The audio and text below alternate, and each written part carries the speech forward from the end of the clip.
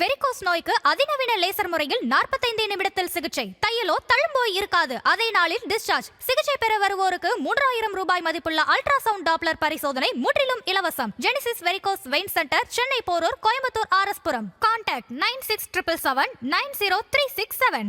பிப்ரவரி 14 திருச்சியில் தமிழக பாஜகவின் மிக பிரம்மாண்டமான ப்ரொஃபஷனல் கனெக்ட் கட்சியின் தொழில்துறை வல்லுநர் பிரிவு நிகழ்ச்சியில் பாஜக தலைவர்கள், துறைசார் வல்லுநர்கள் பங்கேற்று பேசுகிறார்கள். நிகழ்வில் பங்கேற்க QR கோடில் பதிவு செய்க.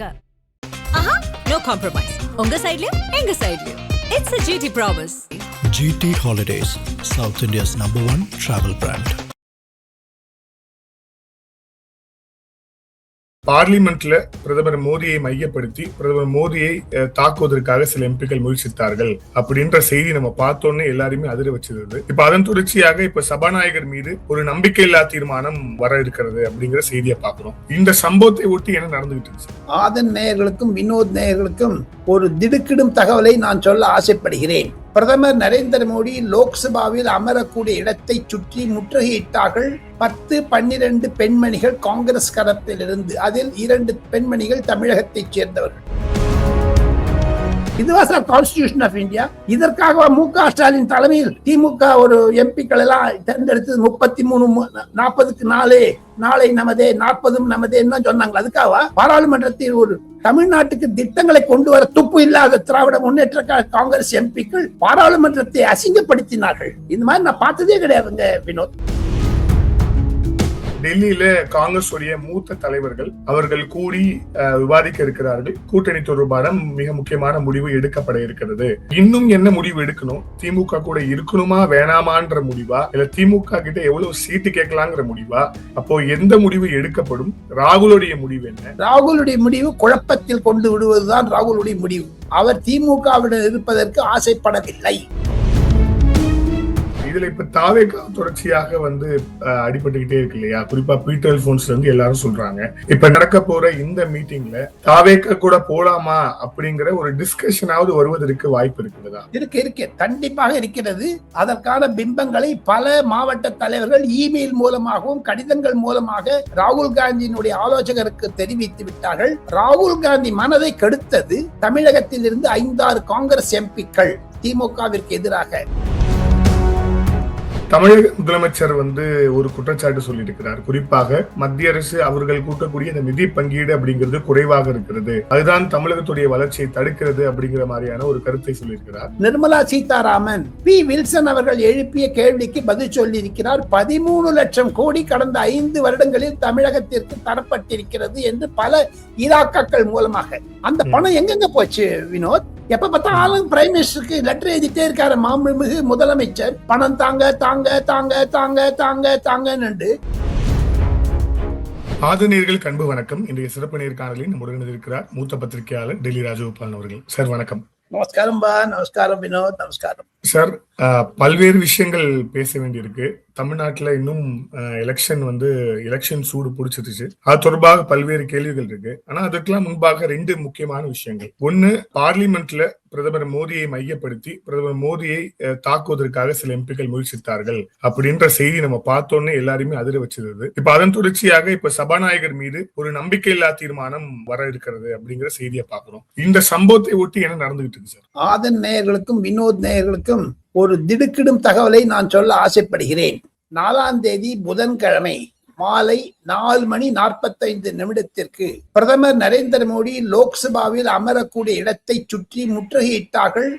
10-12 பெண்மணிகள் காங்கிரஸ் கரத்திலிருந்து, அதில் 2 பெண்மணிகள் தமிழகத்தைச் சேர்ந்தவர்கள். ஜோதிமணி, சுதா. இவர்கள் கையில் பதாகை இருந்தது, இவர்கள் கையில் துணி பேனர் இருந்தது. நரேந்திர மோடி 4:50 உள்ளே வருவதாக இருந்தார்கள். ஆனால் பாஜக எம்பிக்கள் இடையே பரபரப்பு இருந்தது.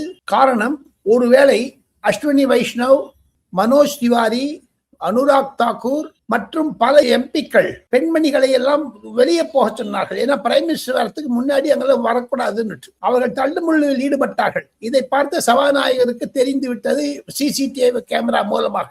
தவிர அமித்ஷா அவர்கள் 3:30 மணிக்கு அவருக்கு கிடைத்த உளவுத்துறை ரிப்போர்ட் முழுக்க SPG, எந்த ஸ்பெஷல் ப்ரொடெக்ஷன் குரூப் பிரைம் மினிஸ்டரை பாதுகாப்பதற்கு இருக்கிறதோ லோக்சபா உள்ள போக முடியாது அவங்களால. எனினும் அவருக்கு கிடைத்த தகவல்கள் இதற்கு நடுவே அமித்ஷாவிடம் ஒரு மகாராஷ்டிரா பெண்மணி வர்ஷா கேக்வாட் என்ற பெண்மணி பிரதமரை தாக்குவதற்காக பேசிக் கொண்டிருக்கிறார்கள் பாராளுமன்ற வளாகத்தில் என்று ஷிண்டேனுடைய உத்தவ் தாக்கரேக்கு எதிராக இருக்கக்கூடிய ஷிண்டே எம்பி போய் சொல்லியிருக்காங்க அமித்ஷாவிடம்.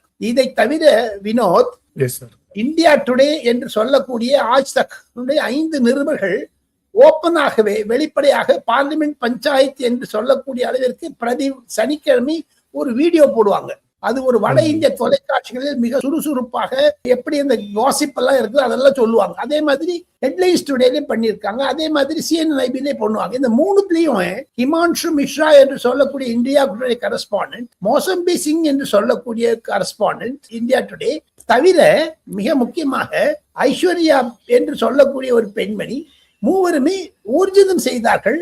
அவர்கள் கையில் பெண்மணி எம்பிக்கள் 4ஆம் தேதி 3 மணிக்கு ஒரு பேப்பர்ல யார் எங்க நிக்கணும், எந்த மாதிரி கோஷம் போடணும் என்ற ஒரு சதி திட்டத்தை தீட்டினார்கள் என்று பார்த்தவர்களை ஓப்பனாக அக்ரி பண்ணியிருக்காங்க, ஸ்டோரி சொல்லியிருக்காங்க. ஆன்லைன்ல இருக்குது, அது இன்னும் யூடியூப்ல இருக்குது, எடுக்கல. இது எல்லாம் சபாநாயகரும் சொல்லவே தான் அமித்ஷா அவர்களுக்கு உறவுத்துறை சொல்லிவிட்டார்கள். அதுக்குள்ள ஃபயர் இன்ஜின்லாம் வந்துட்டு வினோதாங்க, ஏணி எல்லாம் என்ன பண்ணுவாங்க, அடிக்கிறதுக்கு இருந்தாங்க. கொலை செய்ய முயற்சி செய்தார்களா தெரியவில்லை, ஊர்ஜிதம் செய்யவில்லை. ஆனால் பிரதமர் வருவதற்கு முன்னதாக ஏன் அந்த 10 எம்பிக்கள் முற்றுகையிட்டார்கள், அதுக்கு பதிலே வரல. அந்த பதிலை கேட்க போனா நம்பிக்கையில்லா தீர்மானம் கொண்டுறாங்களாம். உதாரணத்துக்கு சொல்லுகிறேன், அன்று 4ஆம் தேதி புதன்கிழமை பிப்ரவரி மாதம் சபாநாயகர் மட்டும் இந்த மாதிரி ஒரு முடிவு எடுக்கவில்லை என்றால் கண்டிப்பாக பிரதமரை கொலை செய்ய தூண்டியிருப்பார்கள் என்ற ஒரு சூழ்நிலை பாஜக எம்பிக்கள் மந்திரிகளிடையே இருந்தது. ராஜ்நாத் சிங்க சொல்லியிருக்காருங்க ஓப்பனா தொலைக்காட்சிகளில்.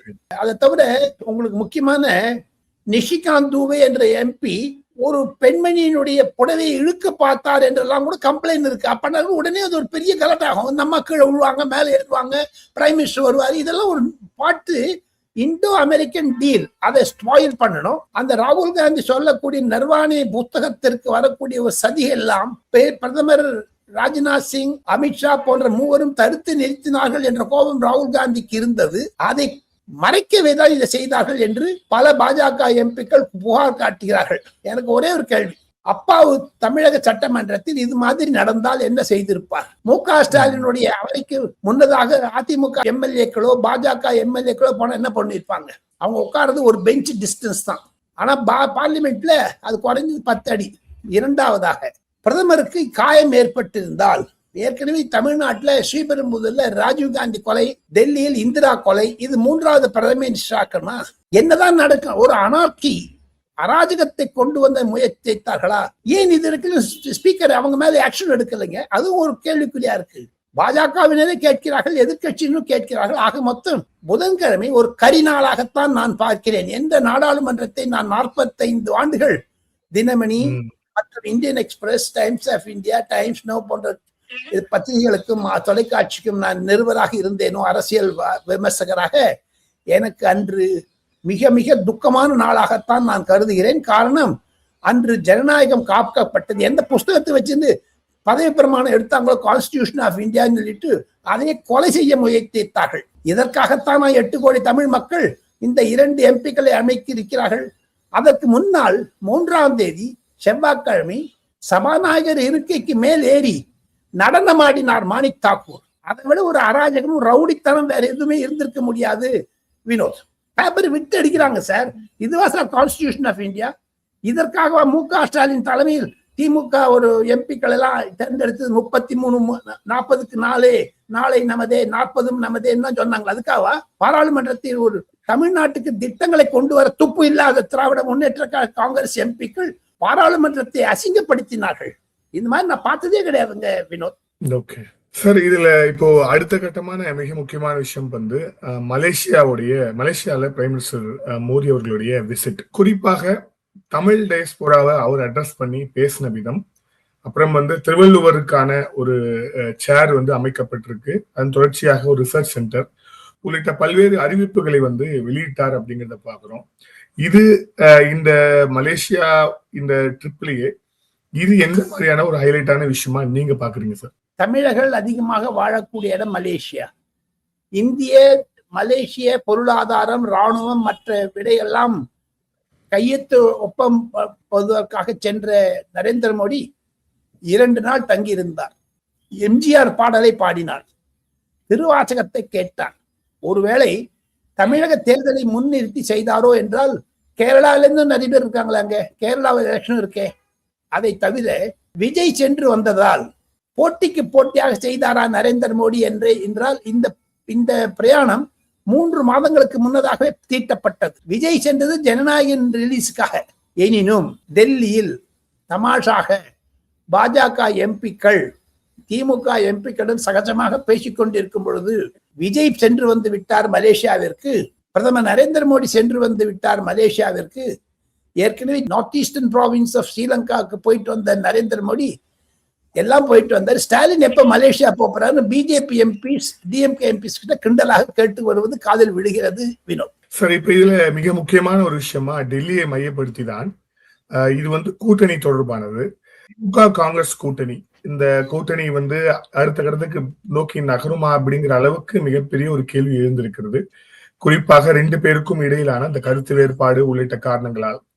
இப்போ இது எந்த மாதிரியாக போக போகுது? ஏன்னா 10ஆம் தேதி டெல்லியில காங்கிரஸ் உடைய மூத்த தலைவர்கள் அவர்கள் கூடி விவாதிக்க இருக்கிறார்கள். கூட்டணி தொடர்பான மிக முக்கியமான முடிவு எடுக்கப்பட இருக்கிறது அப்படிங்கிற மாதிரியான செய்தி வந்திருக்கு.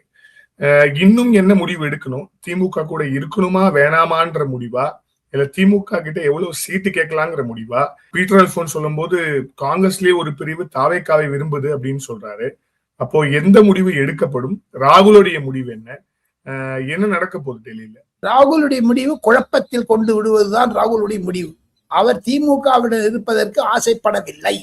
ஏற்கனவே ஒரு மாசத்துக்கு முன்னாடி ஒரு கூட்டம் போட்டாங்களே, ரகசிய கூட்டம். யாரும் டெலிவிஷன்லயோ ட்விட்டர்லயோ பேஸ்புக்லயோ காமெண்ட் கொடுக்க கூடாதுன்னுட்டு, அது மத்த நாள்ல இருந்து மாணிக் தாக்கூர் கொடுக்க ஆரம்பிச்சிட்டாரே, ஜோதிமணி கொடுக்க ஆரம்பிச்சிட்டாங்களே. அதை கண்ட்ரோல் பண்ணுவதற்கு செல்வ பெருந்தகைக்கு இது இல்லையா, அதிகாரம் இல்லையா? தவிர நாளை அவர்கள் 10ஆம் தேதி வந்தார்கள், கண்டிப்பாக ராகுல் காந்தி ஒரு முடிவு எடுக்கத்தான் வேண்டும். ஆனால் அது வருவதற்கு முன்னதாகவே இன்று சபாநாயகர் மீது நம்பிக்கையில்லா தீர்மானம் கொண்டு வரும் பொழுது திமுகவினர் முதலில் சந்தேகப்பட்டார்கள். நாடாளுமன்றத்தில் பட்ஜெட் செஷன்ல திமுக எம்பிக்கள் பலரிடையே ஒரு கருத்து, ராகுல் காந்தி அழுத்தத்திற்கு நாம் போகக்கூடாது என்று. 2 மணிக்கு முதல்வர் ஸ்டாலினிடமிருந்து அனுமதி வந்து விட்டது. அந்த நோ கான்பிடன்ஸ் மோஷன்ல கையெழுத்து போடுங்கன்னு சொல்லிட்டு. 1. 2வது, தமிழகத்தை வஞ்சிக்கிறார்கள் என்று திராவிட முன்னேற்ற கழகம் ஒரு முறையாக ஒரு சித்திரத்தை பிம்பத்து வருகிறது. மத்திய அரசாங்கம் தமிழகத்திற்கு நிதி கொடுக்கவில்லை என்றுதான் புகார் சொல்லுகிறார்கள். 85 கடிதம் எழுதியிருக்கிறார் முதலமைச்சர் மு.க. ஸ்டாலின் நரேந்திர மோடிக்கு. இதையெல்லாம் நாடாளுமன்றத்தில் எதிர் ஒலிக்காமல் காங்கிரஸ் சொல்லுவதை கேட்டுக்கொண்டு நாம் கையெழுத்து போடக்கூடாது என்று உதயநிதி சார்பாக இருக்கக்கூடிய பல சிறு எம்பி, முதல் வந்த எம்பிக்கள் பலர் பேசுவது காதில் விழுகிறது. வினோத், இந்த பின்னணியில் கண்டிப்பாக சபாநாயகர் மீது நம்பிக்கையில்லா தீர்மானமும் தமிழகத்தில் காங்கிரஸ் திமுக கூட்டணி வராதா என்ற தீர்மானம் 2ஐயும் ஒன்றாக பார்த்தால் ராகுல் காந்திக்கு மனக்குழப்பம் இருக்கிறதே. எப்படி தேஜஸ்வி யாதவ் பீகாருடைய முதலமைச்சர் என்று அவர் முன்மொழியாமல் இருந்தாரோ, அதே மாதிரியான ஒரு சூழ்நிலை தமிழகத்திற்கும் வருகிறது என்று தான் நான் கண்கூடாக பார்க்க முடிகிறது. டெல்லியில் ராகுல் காந்திக்கு இஷ்டமே இல்லை முதலமைச்சராக மு.க. ஸ்டாலின் முன்மொழிவு. ஏன்னா 4 மாசம் ஆச்சு சார், ஒண்ணுமே பேசாதிருக்காங்க. இதே மு.க. ஸ்டாலின் ராகுல் காந்தி பிரதமரா முன்மொழிஞ்சாரு 4 மாசத்துக்கு முன்னாடி. இப்ப என்ன சொல்றாங்க டிஎம்கே, தேர்தல் தேதி அறிவிக்கப்படட்டும், நாங்கள்லாம் நெகோசியேஷன் பண்றோம்னு. எங்கெங்க காலம் இருக்கிறது? திமுக கூட்டணியில் செல்வ பெருந்தகை தாக்குகிறார் அறிக்கை மூலமாக திருமாவளவனை பற்றி பேசுகிறார்கள் ராம்தாஸ் கட்சியினர். மற்றும் பெரியசாமி அவர்கள் மாணிக் தாக்கூரை தாக்குகிறார். இது நடுவே கம்யூனிஸ்ட் கட்சியினுடைய பொதுச் செயலாளர் தமிழகத்திலிருந்து M A Baby all India politburo மெம்பர்ஸுக்கெல்லாம் கடிதம் எழுதியிருக்கிறார். தமிழகத்தில் பூஷ்வாகா ஆட்சி நடக்கிறது, மன்னர் ஆட்சி என்றெல்லாம் சொல்லி. இதையெல்லாம் வைத்து பார்த்தால் திமுக கூட்டணியில் குழப்பம் இருப்பதை ராகுல் காந்தி தான் உசுப்பி விடுகிறாரோ என்று கூட சில திமுக எம்பிக்கள் விசிக தலைவர் திருமாவளவனை பார்த்த பிறகு டெல்லியில் இன்று மாலை பேச ஆரம்பித்தார்கள். 9ஆம் தேதி பிப்ரவரி மாதம் மண்டே.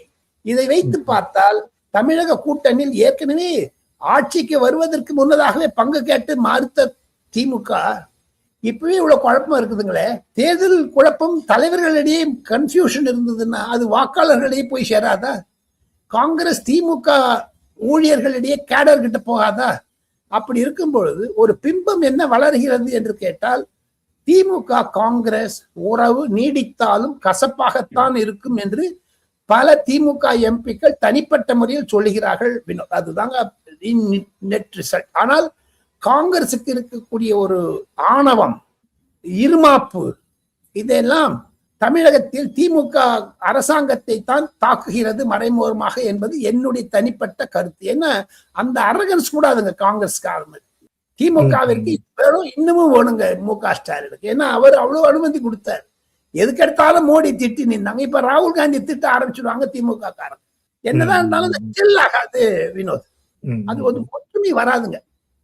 கூட்டணி உறுதியானாலும் திமுக காங்கிரஸ் தொண்டர்களிடையே இந்த ஒற்றுமை வராது அப்படின்றது உங்களுடைய பார்வையா இருக்கு. இதுல இப்ப தாவேகா தொடர்ச்சியாக அடிபட்டுக்கிட்டே இருக்கு இல்லையா? குறிப்பா பீட்டர் போன்ஸ்ல இருந்து எல்லாரும் சொல்றாங்க இப்ப நடக்க போற இந்த மீட்டிங்ல தாவேகா கூட போலாமா அப்படிங்கிற ஒரு டிஸ்கஷனாவது வருவதற்கு வாய்ப்பு இருக்கிறதா? இருக்கு, கண்டிப்பாக இருக்கிறது. அதற்கான பிம்பங்களை பல மாவட்ட தலைவர்கள் இமெயில் மூலமாகவும் கடிதங்கள் மூலமாக ராகுல் காந்தியினுடைய ஆலோசகருக்கு தெரிவித்து விட்டார்கள். ராகுல் காந்தி மனதை கெடுத்தது தமிழகத்தில் இருந்து 5-6 காங்கிரஸ் எம்பிக்கள் திமுகவிற்கு எதிராக. அதற்கு பல கருத்துக்கள் உருவாகலாம். குறிப்பாக மாணிக் தாக்கூர், ஜோதிமணி, கார்த்திக் சிதம்பரம், செந்தில், அந்த திருவள்ளூர் எம்பி, அவர் முழு பேர் என்னங்க எனக்கு பெயர் கூட தெரியல. அவர்கள் எல்லாம் ஒரு ராகுல் காந்தி மனதை குழப்பி விட்டார்கள் மு.க. ஸ்டாலினுக்கு எதிராக. காரணம் 2026 பங்கு வேணுமா இவங்களுக்கு. ஊழல் பண்ணவங்க முழுக்க முழுக்க காங்கிரஸ்காரங்க. இந்த காங்கிரஸ்காரனை நம்பி குட்டலை விட்டது திமுக நாராட்சி விட்டாங்க. டெல்லியிலும் சரி அங்கேயும் சரி. இந்த பின்னணியில் அந்த தாவேகாவை பற்றி கண்டிப்பாக நாளை காங்கிரஸ்காரர்கள் பேச இருக்கிறார்கள் என்று தான் ஏற்கனவே இங்க பல பேர் வர ஆரம்பிச்சிட்டாங்க. மத்தியானமே வந்துட்டு பார்லிமெண்ட்ல ரவுண்ட் அடிக்கிறாங்க எல்லாரும். ஓகே. சோ இப்போ இது அடுத்த கட்டமா எப்படி போகும்னு கேட்கறதுக்கு முன்னாடி இன்னைக்கு இன்னொரு முக்கியமான ஒரு விஷயம் நடந்திருக்கிறது. தமிழக பாஜகவுடைய கோர் கமிட்டி மீட்டிங் நடந்திருக்கிறது. சோ இதுல BL சந்தோஷ் உள்ளிட்ட தலைவர்களும் பங்கேற்றிருக்கிறார்கள். இப்போ இந்த சந்திப்போட மிக முக்கியமான நோக்கம் அப்படிங்கிறது என்ன? ஏன்னா இந்த சந்திப்புக்கு முன்பாக ஒரு 3 அல்லது 4 நாட்களுக்கு முன்பாக அண்ணாமலை நான் அந்த தொகுதி பொறுப்பாளர்ல இருந்து நான் விலகிறேன் அறிவித்தார் அப்படிங்கிற ஒரு குறிப்பிடத்தக்க விஷயம் இருக்கிறது. வேறு என்ன மாதிரியான விவாதம் இன்னைக்கு இந்த கோர் கமிட்டி நடந்துக்கான வாய்ப்பு இருக்குன்னு நினைக்கிறீங்க? இது எவ்வளவு முக்கியத்துவம் நினைக்கிறீங்க sir? BL Santhosh organising secretary, அமித்ஷாவிற்கு மிக மிக நெருக்கமானவர். அமித்ஷா சொல்லித்தான் தமிழக பாஜகவில் இருக்கக்கூடிய குளறுபடிகளை சரி செய்ய அனுப்பி இருக்கிறார். தவிர பல பிரச்சனைகள் பேசப்பட்டதாகத்தான் நான் கேள்விப்படுகிறேன். பேசுவதற்காக அனுமதி பெற்றார் BL சந்தோஷ் அமித்ஷாவிடமிருந்தும் நிதின் நவீனிடமிருந்தும் நான் கேள்விப்படுகிறேன். அது என்ன என்று கேட்டால் தொகுதி பங்கீடு, அங்க கொடுக்கல் வாங்கல், இதெல்லாம் எங்கெங்க என்னென்ன பண்ணணும் அதெல்லாம் அவங்களுக்குள்ள ஒரு இருக்குது. தவிர தமிழக பாஜகவில் ஒரு ஒற்றுமையை கொண்டு வர வேண்டும். குறைந்தது 15 to 20 சீட் நம்ம ஜெயிச்சாதான் நம்மளுக்கு ஒரு இம்பார்ட்டன்ஸ் கிடைக்கும் என்று பாஜக தலைமை நினைக்குகிறது. தாங்கள் அண்ணாமலை பற்றி கேட்டீர்கள். கண்டிப்பாக கூடிய விரைவில் அண்ணாமலைக்கு அகில இந்திய அளவில் ஒரு பதவி கொடுப்பதாக ஈவன் BL சந்தோஷ் கூட அமித்ஷான்னு சொல்லியிருக்கிறார். அமித்ஷா ஏற்கனவே பப்ளிக்கா சொல்லியிருக்காரு ஏப்ரல் 2025. அதுதான் ஒரு பின்னணி. வினோத், இந்த நேர்காணல்ல இறுதியான கேள்வி. தமிழக முதலமைச்சர் ஒரு குற்றச்சாட்டு சொல்லியிருக்கிறார். குறிப்பாக மத்திய அரசு அவர்கள் கூட்டக்கூடிய இந்த நிதி பங்கீடு அப்படிங்கிறது குறைவாக இருக்கிறது, அதுதான் தமிழகத்துடைய வளர்ச்சியை தடுக்கிறது அப்படிங்கிற மாதிரியான ஒரு கருத்தை சொல்லியிருக்கிறார். இதுல உங்களுடைய பார்வை? வினோத், தாங்கள் கேட்ட கேள்விக்கு ஒரே ஒரு பதில். இன்று ராஜ்யசபாவில் நிர்மலா சீதாராமன் P. வில்சன் அவர்கள் எழுப்பிய கேள்விக்கு பதில் சொல்லியிருக்கிறார். 13 லட்சம் கோடி கடந்த 5 வருடங்களில் தமிழகத்திற்கு தரப்பட்டிருக்கிறது என்று பல இலாக்காக்கள் மூலமாக. அந்த பணம் எங்கெங்க போச்சு வினோத்? எப்ப பார்த்தாலும் பிரைம் மினிஸ்டருக்கு லெட்டர் எழுதிட்டே இருக்காரு மாண்புமிகு முதலமைச்சர். பணம் தாங்க தாங்க தாங்க தாங்க தாங்க தாங்கன்னு வேறொரு பொதுக்கூட்டத்தில் கூட பிரதமரை எள்ளி நகையாடினார்கள். ஆனால் பிரதமரோ அழுது கொண்டே இருக்கக்கூடிய முதலமைச்சர் என்று கட்டம் கட்டினார். இது நடுவே தமிழகத்திற்கு பட்ஜெட்ல ரேர் எர்த் மினரல்ஸ் காரிடார் கொடுத்திருக்காங்க. தவிர ஒரு டிஸ்ட்ரிக்ட்டுக்கு ஒரு ஹாஸ்டல், பெண்மணி ஹாஸ்டல் தமிழகத்திற்கு கொடுத்திருக்கிறார்கள். தமிழகத்தில் இருக்கக்கூடிய 32 ஹாஸ்டல்ல 32 பெண்மணிக்கு கட்டுறதுக்கு குறைந்தது 800 கோடி கொடுத்திருக்க போறாங்க. ஃபிஷர்மேனுக்கு எவ்வளவு டெவலப்மெண்ட் பண்ண போறோம்னு சொல்லியிருக்காங்க. கோகனட் ப்ரமோஷனுக்கு சொல்லியிருக்காங்க. இது எல்லாம் நல்ல திட்டம் அல்லவா? அதைத்தான் நிர்மலா சீதாராமன் சுட்டி காட்டியிருக்கிறார். போதாத குறைக்கு தமிழகத்திற்கு நாங்கள் மேலும் செய்வோம் என்று உறுதி கொடுத்திருக்கிறார். பொறுத்திருந்து பார்ப்போம். ஆனால் திமுக அரசியல் 13 லட்சம் கோடி கொடுத்ததை நிர்மலா சீதாராமன் ராஜ்யசபையில் சொன்னதை தவிர பிரதமரும் சொல்லியிருக்கிறார். யார் போய் சொல்றாங்க? முதலமைச்சரா பிரதமரா தெரியவில்லை. காரணம் என்ன என்று கேட்டால் பிரதமர் கொடுத்திருக்கிறாங்க, இவன் வாங்கியிருக்காங்க சீஃப் மினிஸ்டர். எங்கெங்க போச்சு அந்த 13 லட்சம் கோடி? டாஸ்மார்க்ல உங்களுக்கு வருது பணம், ட்ரக்ல வருது பணம், உங்களுக்கு எங்கெங்க போகுது? அதைத்தான் பல திமுகவினுடைய தோழமை கட்சிகள் கேட்கிறார்கள், இன்க்ளூடிங் விசிகாவுடைய தலைவர் திருமாவளவன். நன்றி சார். பல்வேறு கேள்விகளை செய்யும். Thank you sir. Thank you so much. Thank you.